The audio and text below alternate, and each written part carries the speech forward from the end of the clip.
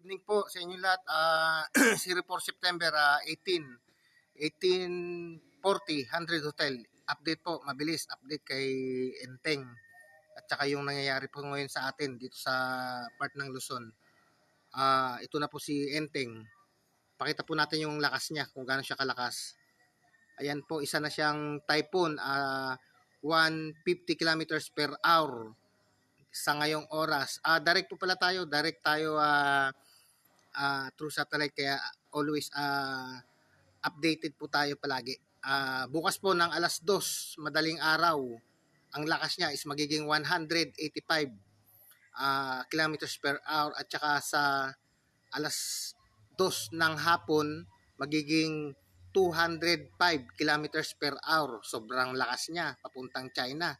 Tama-tama daw yun, pasalubong niya papuntang China pagkatapos magbakasyon dito sa Pilipinas. Ito po sa atin sa Luzon ngayon. Makikita niyo naman kung gaano kalakas ang hangin inihigop ni Enteng. Ito po, location ko po Batangas. Nakikita niyo po yung mga kulay blue.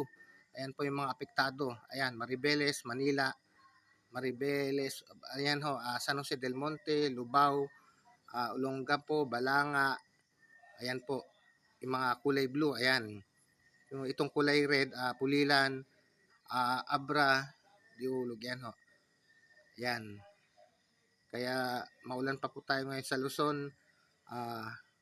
Part po ng Visayas medyo okay. Ayan, sa Mindanao ho, ayan ho. Sa Mindanao medyo nakakaranas din sila ng masamang ulan-ulan. Ayan po. Marawi, Valencia, Cotabato, Lambayong, Tagum, ayan ho, kitang-kita natin. Kitang-kita natin sila lahat. Real time po tayo, real time. Through satellite po tayo, kaya update tayo palagi. Ito po yung nakita natin na si B1 tsaka si B2. Ayan, kaninang umaga, nakaunganga silang dalawa. Itong si B1, ayan. Ayan si B1. Ang lakas niya is 30 kilometers per hour.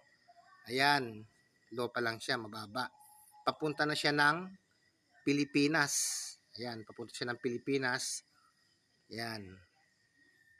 Ito naman si B2. Ayan, nakapag-isip na, lumayo na. Ayan, tumakbo na siya. Papunta roon. Ayan, papalayo. Kaya itong isa lang ang inaabangan natin papunta ng Pilipinas. Itong isa si B1.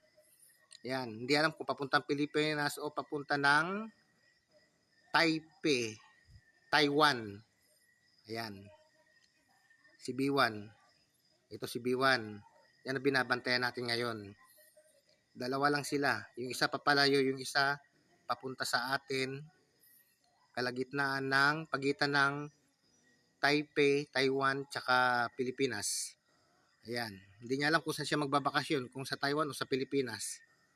Ayan po. Ayan, yan, yan. Ayan po. Ganyan kalakas si Enteng. Ayan po. Ingat-ingat mga kapatid.